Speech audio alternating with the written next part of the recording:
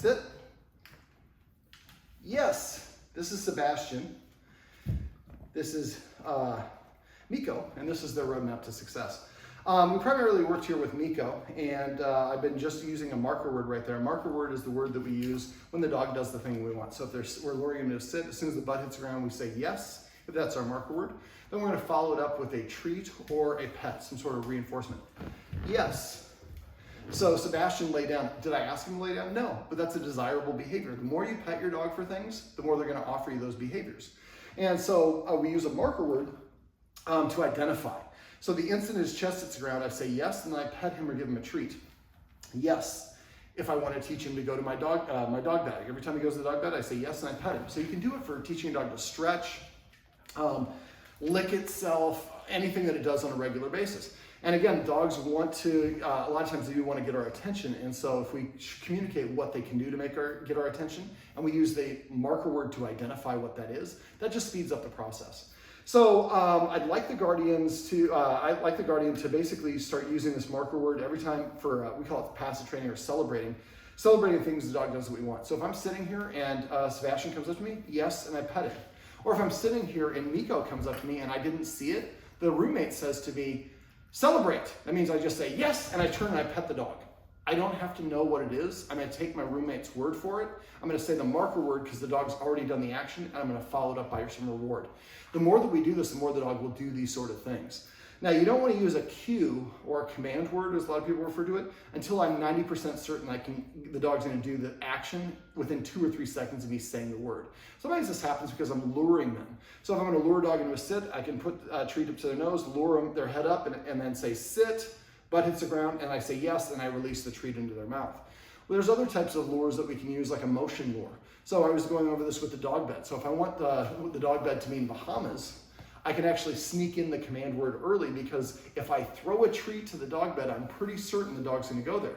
So I can go Bahamas and throw the treat onto the dog bed when the dog's watching me. The dog then steps on the dog bed. I say the word yes, then it licks up the treat. So now I'm creating a cue. Go to the dog bed when you hear the word Bahamas, and you'll get a treat. And eventually you just say Bahamas, the dog goes there, you just give him a treat. You don't have to use your marker word anymore. The marker word is just going to be something we use to accelerate the process. Now, before I forget, I'm going to go over some of the stuff that we did at the end of the session, and I'll come back and recap. We just went out on the elevator to shoot a couple videos, and we tried to shoot one in the elevator. I don't know if I'm going to post it here because I think it was a weird angle, and it's the first time I've done something like that. And so I'm just going to describe what I'd like to do, because I think I came up with a better idea as we were kind of coming back up. So what I'd like the guardian to do, we're on an 8th floor of an apartment building. So they're going up and down the floor. So what I would do is, you have to be careful about this, because we keep Meeko, the guardian keeps Meeko on a muzzle when he's taking him around other dogs, because he has leash aggression. He can go to the dog park and play with them, but if he's on a leash, that sometimes triggers a response. The worst thing we can do if a dog has leash aggression, one of the worst things, is to put tension on that leash and pull back. So now if the dog's pulling, sometimes we have no choice, and that's why the muzzle can be helpful. Just if you're gonna muzzle your dog, you make sure that you're practicing wearing the muzzle in a calm and quiet and tranquil time, for half of the time that they're wearing it. Otherwise, they think the muzzle means I'm about to be in a jackpot situation. So what I'd like the guardian to do is get in the elevator sometime and get his phone and go up to where the speaker is and record the beeps. Because the elevator makes a beep right before the door opens on the floor that it's getting to. And I think that Meeko has identified that beep as essentially a cue or a command word that means the door is about to open. He starts moving towards the door, and as soon as it opens, he's lunging through it. And if there's a dog on the other side, that can be a bad situation because he's on a leash. So what I'd like the guardian to do is just record that beeping sound, and just the one beep that comes right before the door opens, that's the one I'm talking about. And then basically just grab a handful of treats, and you can use kibble for this. And what you can do is beep and then drop the treats on the floor. And then beep and drop the treats on the floor elsewhere. So the idea is the beep means there's treats on the floor.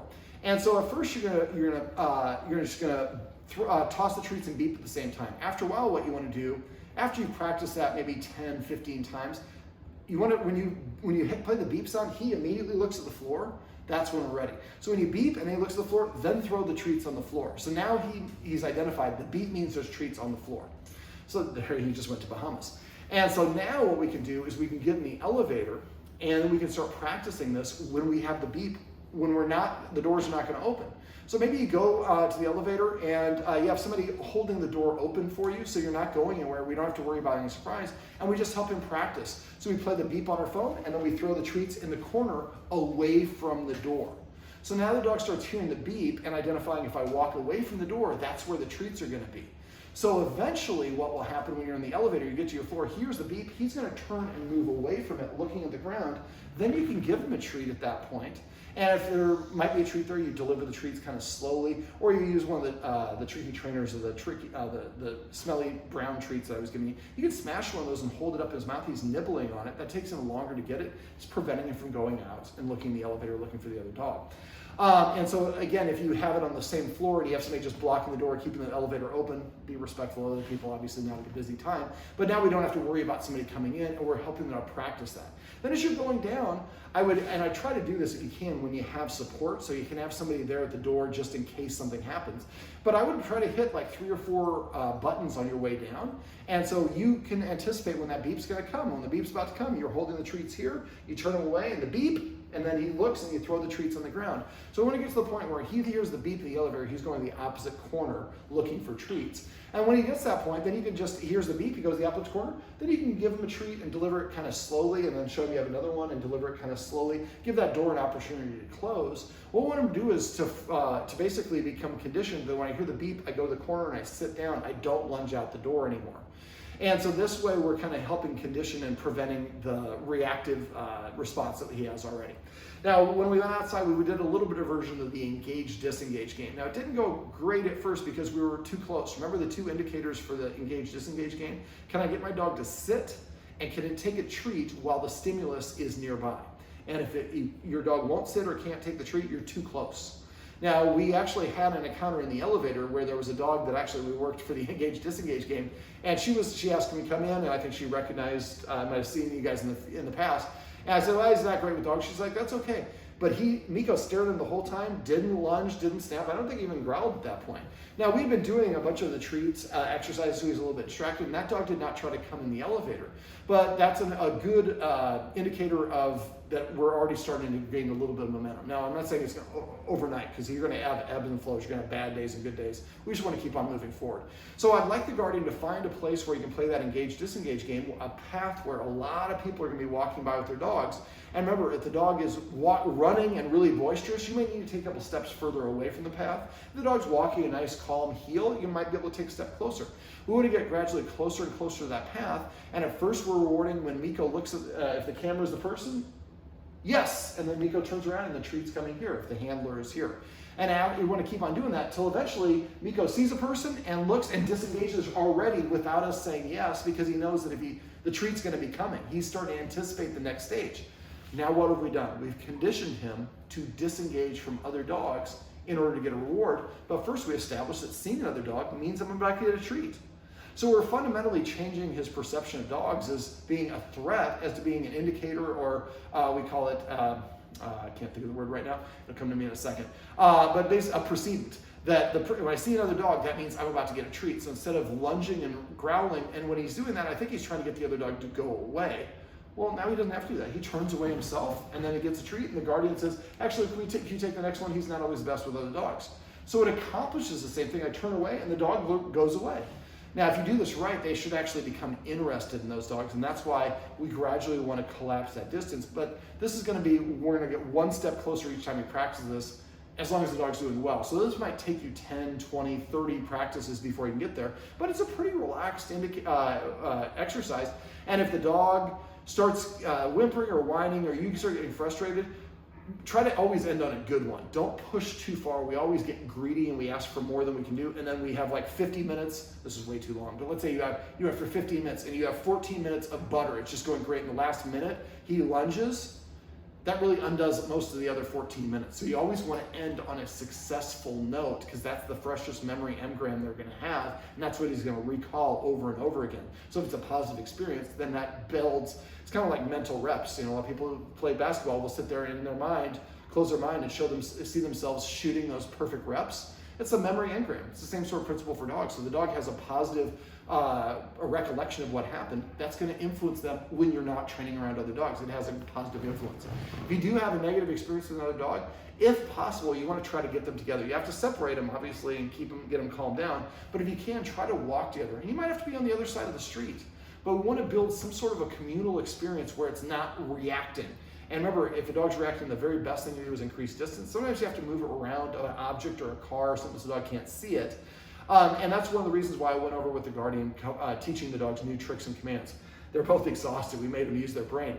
But basically, if we teach them to do circle, to do sit pretty or beg, or to do a play bow, or take a lap, walk all the way around you, or middle, come and sit here in between your legs. We've now come up with like 5 or 6 different things that we can do to distract the dog from looking at and barking at the other dog. And so sometimes if we see another dog come around the corner, we can distract our dog with a couple of these treats, tricks they're anticipating getting the treats, and we turn to lure them away from the other dog. They won't even be aware the other dog's there. But at the same time, we want to practice the engage-disengage game. The goal is we want to eventually get him walking with other dogs where he's relaxed about it.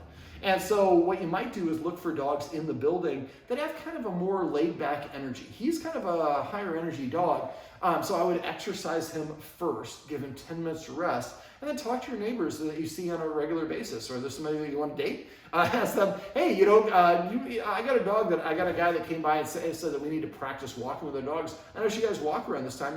Would it be okay if we walked with you a little bit? And you might have to be walking the street the first couple times. And you have the dogs on the outside and the humans on the inside, but gradually you get closer and closer, and what are the dogs doing? They're practicing being on the leash, not reacting to each other. He can hear the other dog, he can smell the other dog, he can see them, but there's no pressure of actually having to get sniffed or playing with them and interacting, and dogs process things by literally moving forward. So if you can find some dogs, especially dogs in the building that you see on a regular basis, start walking them. Now, if it's like the dogs in the hallway we heard that were just chirping and going crazy, that's not going to be helpful because those dogs are going to probably provoke a response. But if you get those chill dogs like Apollo, the whippet that we saw, or that Golden, another dog is going to be walking by pretty casual, we want to stack a positive, successful experience on top of another one. Okay, so let me see. That's the engage, disengage, and the elevator deal. Let me see. For the elevator deal, I'd like you to practice that beeping maybe about 3 to 5 times for like a minute each time. So again, you're going to beep, throw the treats on the ground, and then after a while you beep and he looks at the ground, then you're throwing the treats after he looks on the ground. And then eventually you practice in the elevator and try to practice, like 3 to 5 times a day in your apartment for up to a week. And then start practice in the elevator. And I would, again, keep it on the same floor. Practice a couple times, 2 or 3 times, then put the muzzle on, go down and do your exercise, do your business out and walk. And then try to do that a couple more times, 2 or 3 times a day, to the point where you play the bing and he's going to the opposite end of the elevator because that's where you've been throwing the treats.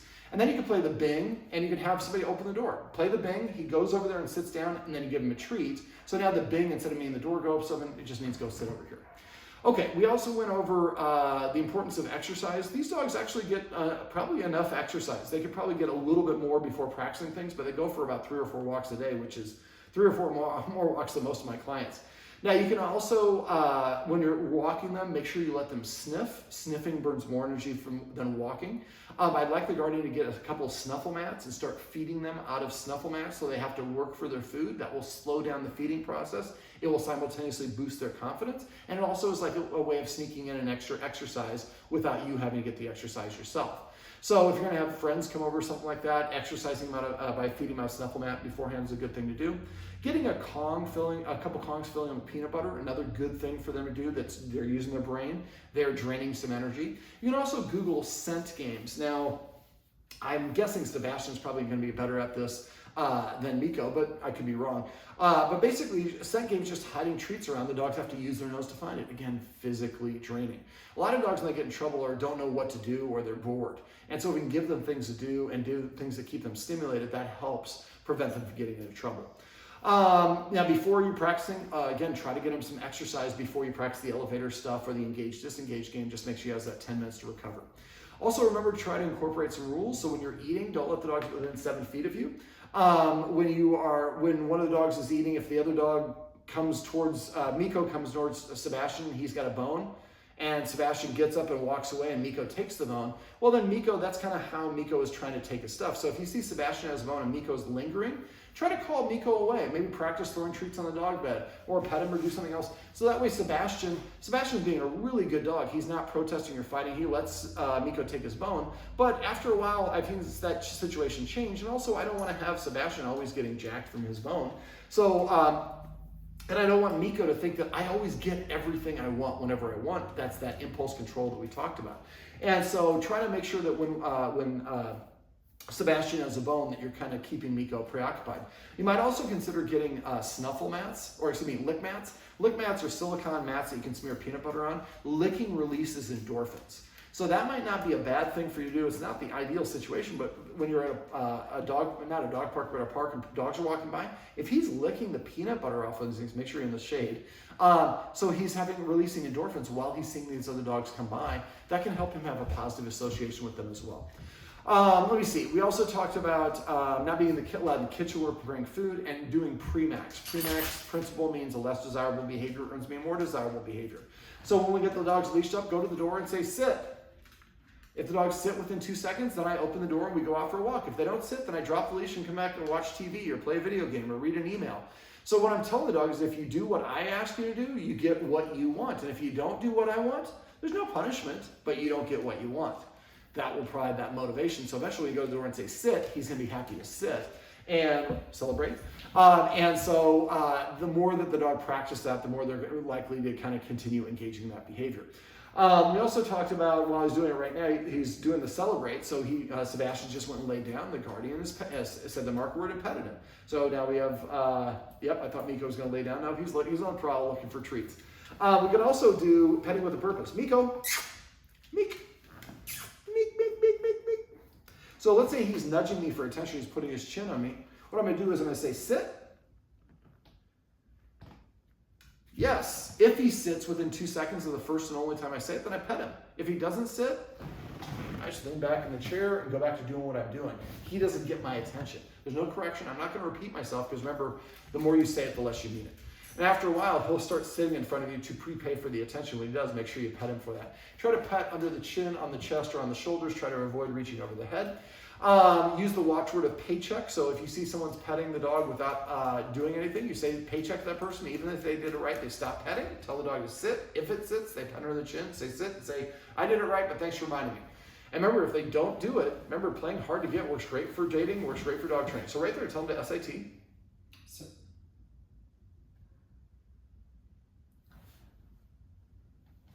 Yes. Yes. There you go.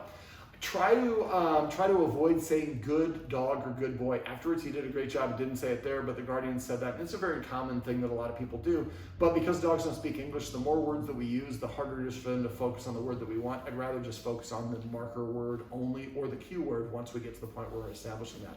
And we're not going to assign a command word or a cue until we are 90% certain the dog's going to do the action. Now, we also talked about, what else did we talk about? Well, I guess we did a couple of exercises. We went over the hand targeting exercise. So if I don't have that linked up here on the write-up when you're watching this video on my website, message me and I'll link it in there. The hand targeting is, again, just teaching him to touch his nose to our hand, and then we put a treat on our hand, so that way we can call and reposition our dog. We also went over a leave it cue, and that's dropping the treat on the floor and either collapsing it, caging it, or hovering over it. And after a while, we're waiting for the dog to look up at us, then we say yes, and then give them the treat. They never get the one on the floor. And I have a video for both these, so message me if you're forgetting them, and I'm happy to share those with you. Let me think. Feeding, I'd like to go to twice a day feeding if we could, because I think that will help them, especially will help Meeko probably put on a little bit of weight. And it's just better for dogs to eat at least twice a day. I feed my dogs 3 times a day. Puppies, you want to feed them 4 times a day. These guys are nice and old, so that they don't need that. I'm trying to think. Yeah, I mean, the only other thing I'm thinking of is the dog bed. So just, I would assign Bahamas or whatever the word is for the dog bed and use their kibble. And I would try to do it with maybe one of you. If we could, it'd be nice if the guardians could, there's a guardian or roommate. It'd be nice if we could split it up and maybe, if possible, maybe the roommate takes one of the dogs out and the guardian practices teaching the dog to go to the dog bed. And then the next time, vice versa and stuff like that. I'd like the dogs to practice some things independent of each other. They're very bonded. But the problem is if something happens and one of them has to go to the hospital for a day or two, the other one freak out. And so sometimes that's separation anxiety. So having one dog go out on a walk and the other one practicing some stuff here, when they're practicing, they're not thinking, oh my God, I'm alone. I'm just thinking of all the treats I get. But what are they doing? They are practicing being apart from the other dog and being calm when that's the case. So for the dog bed, again, you're just going to show the dog you have a treat, say Bahamas, and throw it on the dog bed. When the dog steps on the dog bed, say yes. And as soon as they step off, throw another treat. So you're not letting the dog get too far away from the dog bed. This will take about 20 to 40 treats, but eventually the dog lingers there. When it does, then wait a second and say yes and give it a treat. And then wait 5 seconds, yes, and give it a treat. And eventually you could just be sitting here or wherever it is, and the dog goes to the dog bed. You airmail a treat there. So it's like, why would I ever leave this dog bed? It rains treats here. And when we can anticipate the dog's going to go there because we're throwing it, we're saying Bahamas or whatever the word is. Now if the dogs are over here sweating me for some food, I say Bahamas, they know what I mean. Leaving treats and new toys on the dog bed is a good way to also create a positive association with it. But the dogs are comfortable. They like their dog beds right now. It's a hardwood floors, and I think right now during the summertime, it's going to be very desirable for them to probably lay on the hardwood floor. Now, for the potty training, I would use your marker word for that as well. Meeko is pretty good with potty training now, but the more that we reinforce it by doing it outside, the better. So as soon as he starts to pee or poop, at first we would say the marker word, but the marker word is typically done at the apex or the end of the activity. So if Meeko goes and starts peeing and I say yes, that's okay initially, but eventually I'd like him to pee, and let's say he's peeing for 10 seconds. He starts peeing, 1, 2, 9, 10. Then I would say my marker word when he ends and give the treat. So what we're saying is, I reward you for going outside, and I'm saying the marker word at the conclusion of you pottying, and then you get a treat. And if you do this consistently, because you don't have a yard, you have to take him out on this. So you're just adding a little bit of a wrinkle to it. But after a while, he's like, why would I waste this urine on the floor here in the apartment? This stuff is valuable. If I do it outside, I get a treat. And then once you can anticipate, like outside he went potties, number 2, so we could tell by his anatomy that he was going to poop. So if you say that's the case, then say business or whatever the one word is that you want. Don't say go business. Just say business or splat or plop or whatever the word is you want to use. And then you say business, and then he starts to pee or poop. And when he gets done, you say yes, and then you hold out a treat. And that way he recognizes that I get a reward for pooping outside. Now, the last thing I'm going to go over is something we also went over as we were leaving. So we have a nice long hallway going to the elevator. So what I'd like the guardian to do is use a positive interrupter. Now, a positive interrupter is a sound that we make to get the dog's attention, and we use it to interrupt them from doing something we don't want. So typically the dog is chewing on the carpet. I would say, you can't see it behind the camera, both ears went up. And then I'm holding out a treat, and the dogs usually come over to me. So what I want the guardian to do is do this on the way to the elevator. So as you're walking to the elevator, as soon as Meeko gets the end of that leash, stop and make a kissing sound simultaneously. But before you do that, hold a treat out. So I want Meeko, when he turns around, he sees you're holding a treat out for him, and he comes back and gets the treat. And then once he gets back, then you say, let's go, and start walking down the deal. As soon as he gets the end of the leash, you stop again and say, and he comes back to you, and then you're holding out that treat, just like this. And what are we doing? We're conditioning him to come back to us when he hits the end of the leash. Your timing's got to be really good for this. Every time he gets the instant end of the leash, kiss. Now, if you can't make a kissing sound, another sound that you can make is beep, beep, beep, beep, beep. And then lower your hand. The lower your hand goes, the more it's for the dog. So what I recommend the guardians do is they're walking Meeko out because he's the one, he wants a lunge, he wants to get in front, he wants to go out the door first.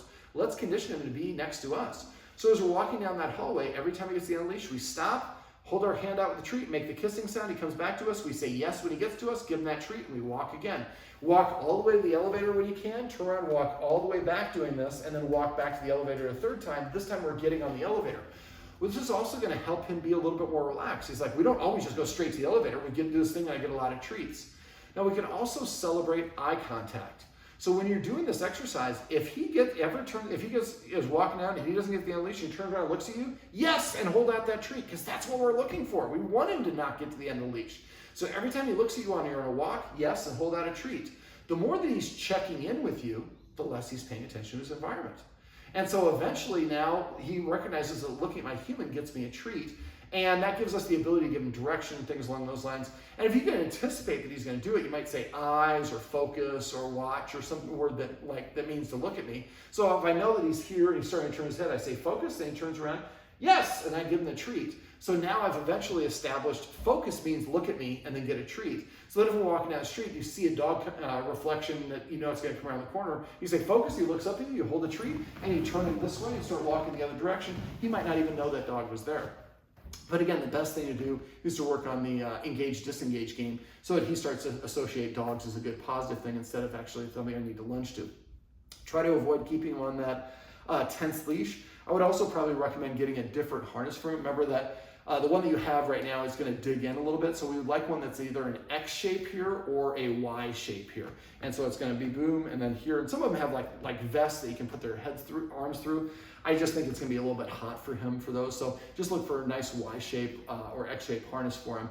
And if you get one that attaches in the front, some dogs can actually wiggle their way out of a harness. They usually back up. If he does that, there's a Martingale Collar, I think.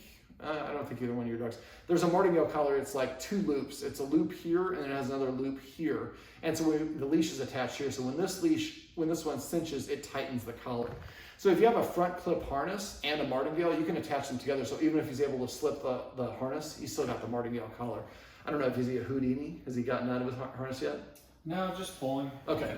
I have seen him get out of that Yep. harness. And so, yeah, that's the other thing is the harness that you have is pretty easy for dogs to get out of. And so that once I would just, with him, he has leash aggression. So theoretically, if he's out of the leash, he probably should be okay. But if he's pulling on the leash because he's in a frenzy and then he gets loose, that kind of frenzy might carry over to not the best behavior. Also, we live downtown. We want to make sure we're safe.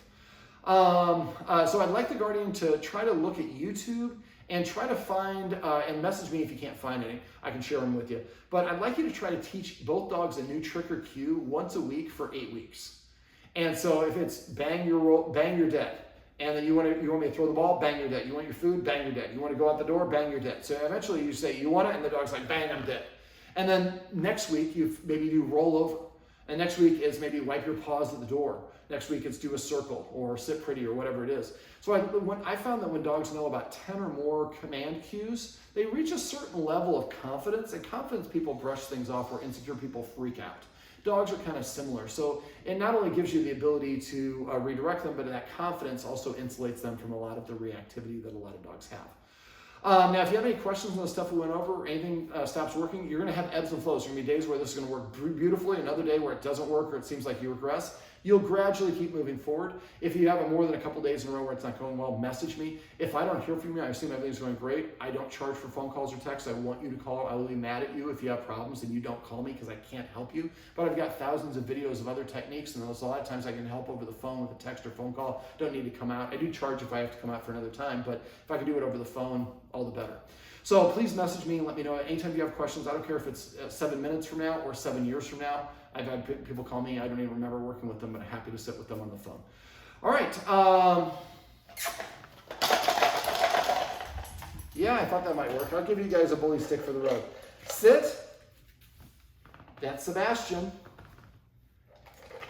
Meeko. Sit. Yes. And this is Sebastian and Meeko's roadmap to success. Remember, everything you do trains your dog. Only sometimes you mean it.